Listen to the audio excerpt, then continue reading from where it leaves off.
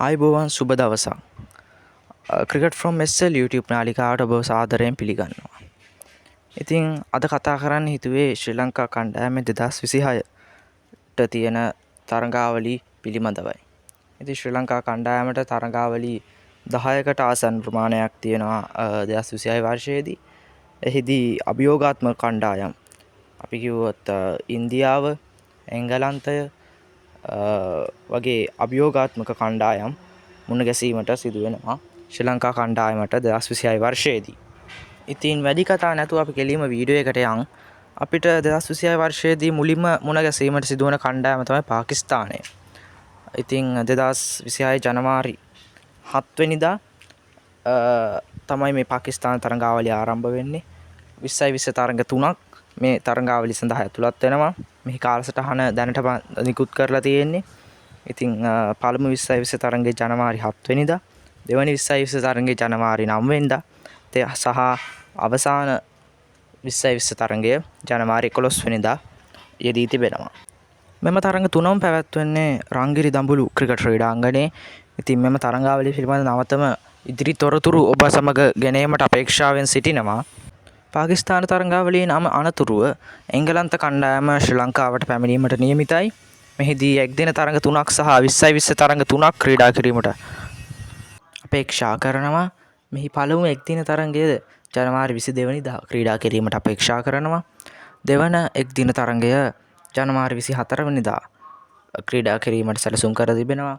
දෙවන සහ අවසාන එක්දින තරඟය ජනවාරි 27 වෙනිදා ක්‍රීඩා කිරීමට නියමිතයි.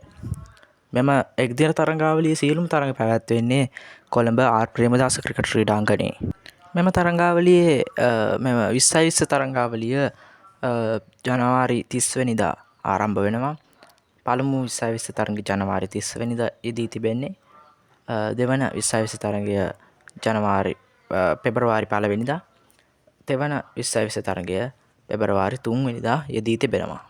මෙම 2020 තරඟ තුන පැවැත්වෙන්නේ නුවර පල්ලිකලේ ජාත්‍යන්තර ක්‍රිකට් ක්‍රීඩාංගණයේ. මෙම තරඟාවලියෙන් අනතුරුව ශ්‍රී ලංකා ක්‍රිකට් කණ්ඩායමට වගේම සෑම කණ්ඩායමකටම තියෙන තරඟාවලිය තමයි 2020 ලෝක කුසලානය. ඉතින් මෙම 2020 ලෝක කුසලානය මෙවර ශ්‍රී ලංකාවේ සහ ඉන්දියාවේදී පැවැත්වෙන්නේ. ඉතින් මෙහි කාලසටහන් ශ්‍රී ලංකාව අයත් කාණ්ඩය මේ සෑම දෙයක්ම නිවේදනය කර තිබෙන්නේ. ඉතින් මේ පිළිබඳව වැඩිදුර යන්නේ ශ්‍රී ලංකා කණ්ඩායමේ තරඟ පිළිබඳවත් වැඩිදුර තොරතුරු ගැන වෙනම වීඩියෝයක් කරන්නම් මම. ඉතින් මෙහිදී ශ්‍රී ලංකාවට මූලික වටයේදී තරඟ 4ක් තිබෙනවා. අයර්ලන්තය, ඕමානය, ඕස්ට්‍රේලියාව සහ සිම්බාබ්වේ සමග. ඉතින් අයර්ලන්තය සහ සිම්බාබ්වේ සමග තරඟ දෙක තිබෙන්නේ කොළඹ ආර් ප්‍රේමදාස පිටියේ. ඕමානය සහ ඕස්ට්‍රේලියාව අතර තරඟ දෙක තිබෙන්නේ නුවර පල්ලේකැලේ ක්‍රීඩාංගණයේ. ඉතින් මෙහිදී ශ්‍රී ලංකාවට ලේසි කාණ්ඩයක්, තරමක ලේසි කාණ්ඩයක් තමයි මේදී ලැබිලා තියෙන්නේ. ඉතින් අපි කොහොම හරි උත්සාහ කරනවා සුපර් 8 වටේට යන්න. ඊට පස්සේ සෙමි ෆයිනල්ස් දක්වා ගිහලා කප් එක ගන්න. ඉතින් අපි අපේ කොල්ලොන්ට සුබ පතමු ඒක කරන්න පුළුවන් වෙන්න කියලා. ඉතින් මේ පිළිබඳව තව සවිස්තරාත්මක වීඩියෝවක් පස්සේ ගෙනෙන්න. ඊට මෙම ලෝක කුසලානයේ අනතුරු ශ්‍රී ලංකාවට තිබෙන්නේ ඇෆ්ගනිස්තානය සමග තරඟ 6ක්, 2020 තරඟ 3ක් සහ එක්දින තරඟ 3ක් මාර්තු මාසයේ 2026 වර්ෂයේ. ඉතින් මෙම තරඟාවලිය ඇෆ්ගනිස්තානයේ තමයි පැවැත්වීමට නියමිතව තියෙන්නේ. නමුත් ඔබ දන්න ඇෆ්ගනිස්තානයේ තරඟ පවත්වන්න බැහැ. ක්‍රීඩාංගන පහසුකම් නැහැ. ඒක නිසා අපි හිතනවා ඩුබායි හෝ අබුඩාබි වැනි ක්‍රීඩාංගන වල තියයි කියලා මෙම තරඟාවලිය. ඉතින් මෙම ඇෆ්ගනිස්තාන තරඟාවලියෙන් අනතුරුව ලෝකයේ ජාත්‍යන්තර ක්‍රිකට් මද කරන අතර වෙනවා. ඒ IPL තරඟාවලිය නිසා. මේ කාලේ ලෝකයේම අවධානය යොමු වෙන්නේ මේ IPL තරඟාවලියට. එම නිසා ශ්‍රී ලංකා කණ්ඩායමට මෙම මැයි සහ අප්‍රේල් මැයි කාලයේදී තරඟ නැහැ, ජාත්‍යන්තර තරඟ. ඉතින් මේ IPL තරඟාවලියෙන් අනතුරුව ශ්‍රී ලංකාවට පැවැත්වෙන නියමිත තරඟාවලිය තමයි පූර්ණ තරඟාවලියක් තියෙනවා වෙස්ට් ඉන්දීස් වල, බටහිර ඉන්දිය කෝදයු තූපත්වල. ඉතින් අපි වෙස්ට් ඉන්දීස් වලට ගිහිල්ලා තමයි මේ තරඟාවලිය ක්‍රීඩා කරන්න වෙන්නේ.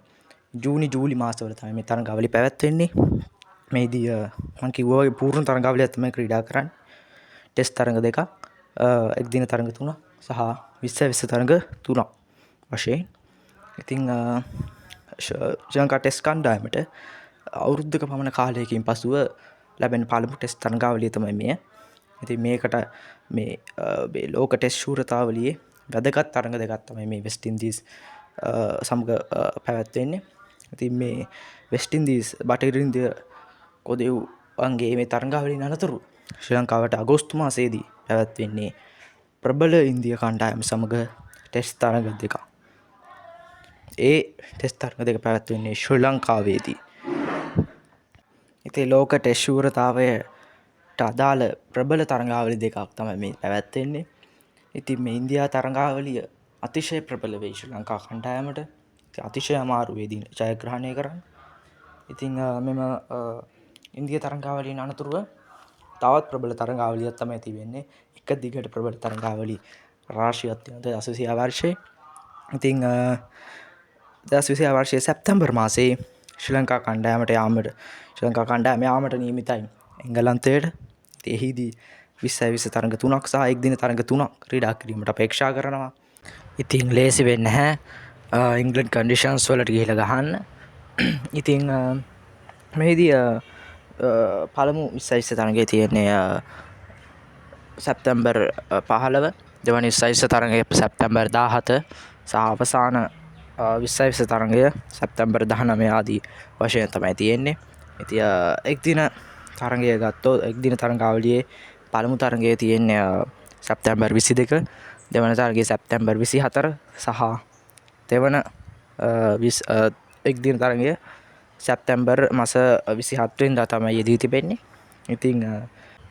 ඉතින් සීමිත පන්දු වාර තරඟාවලියක් ක්‍රීඩා කිරීම සඳහා එංගලන්තයට අන්තිමට මට මතක හැටියට අපි ගියේ 2021 හෝ 20 මට මතක හැටියට. ඉතින් බොහෝ කාලයකට පස්සේ තමයි එංගලන්තයට ගිහිල්ලා සීමිත පන්දු වාර තරඟාවලියක් ක්‍රීඩා කරන්නේ. අපි ටෙස්ට් තරඟාවලියක් නම් ගිය අවුරුද්දේ ක්‍රීඩා කරා. ඒකෙදී සෑමීකටපත් වෙන්න පුළුවන් දස්කම් ප්‍රමාණයක් අපේ ක්‍රීඩකයෝ දැක්වුවා තරඟයක් ජයග්‍රහණය කරලා ආවේ. ඉතින් බලමු මොකද්ද වෙන්නේ කියලා. ඉතින් අපිට ඊළඟට නොවැම්බර් මාසයේදී තියෙන්නේ පාකිස්තානයත් සමග ටෙස්ට් තරඟ 2ක් පාකිස්තානයට ගිහිල්ලා ගහන්න තියෙන්නේ. ඉතින් දැන් අපි ගත්තොත් පාකිස්තානය සමග විශාල තරඟාවලි ප්‍රමාණයක් තියෙනවා. අපි ගිහිල්ලා 2025 වර්ෂයේ අපි ගිහිල්ලා එක්දින තරඟාවලියක් ගැහුවා. ඊට පස්සේ තුන්කොන් තරඟාවලියක් ගැහුවා. දැන් එළඹෙන ජනවාරි මාසයේ පාකිස්තානය ලංකාවට ඇවිල්ලා 20 තරඟාවලියක් ක්‍රීඩා කරනවා. ඊට පස්සේ දැන් 2026 වර්ෂයේ නොවැම්බර් මාසයේදී ටෙස්ට් තරඟාවලිය සඳහා ශ්‍රී ලංකා කණ්ඩායම පාකිස්තානය යාමට නියමිතයි. ඉතින් මේකත් ලෝක ටෙස්ට් ශූරතාවයේ තිබෙන වැදගත් තරඟාවලියක්. ඉතින් මේ අපි ගත්තොත් බටහිර ඉන්දිය කොදෙව්, ඉන්දියාව, පාකිස්තානය මෙන්න මේ කණ්ඩායම් තුනත් එක්ක තමයි මේ 2020 වර්ෂයේ අපිට ටෙස්ට් තරඟ ක්‍රීඩා කරන්න තියෙන්නේ දෙක බැගින්. ඉතින් අභියෝගාත්මක වර්ෂයක්. මම ඒක මුලින්ම වීඩියෝ පටන් ගද්දිත් කිව්වේ අභියෝගාත්මක වර්ෂයක් තියෙන්නේ. ඉතින් පාකිස්තාන තරඟාවලිය ඉවරනාට පස්සේ අපිට තියෙන ඉන්දිය තරඟාවලිය. ඉන්දිය තරඟාවලිය කියන්නේ අපි ඉන්දියාවට ගිහිල්ලා දෙසැම්බර් මාසේ එක්දින තරඟ 3ක් සහ 20 තරඟ 3ක් ක්‍රීඩා කිරීමට අපේක්ෂා වෙනවා. ඉතින් එංගලන්තයේ දෙපාරක් අපිට මේ වර්ෂයේදී හම්බ වෙනවා. එංගලන්තයේ දෙපාරක් හම්බ වෙනවා. පාකිස්තානයේ දෙපාරක් හම්බ වෙනවා. ඉතින් අති ප්‍රබල කණ්ඩායම් ලෝක කුසානයක් තියෙනවා මේ අවුරුද්දේ. ඉතින් අති ප්‍රබල කණ්ඩායම් සමග තමයි ගැටෙන්න තියෙන්නේ මේ වර්ෂය තුල.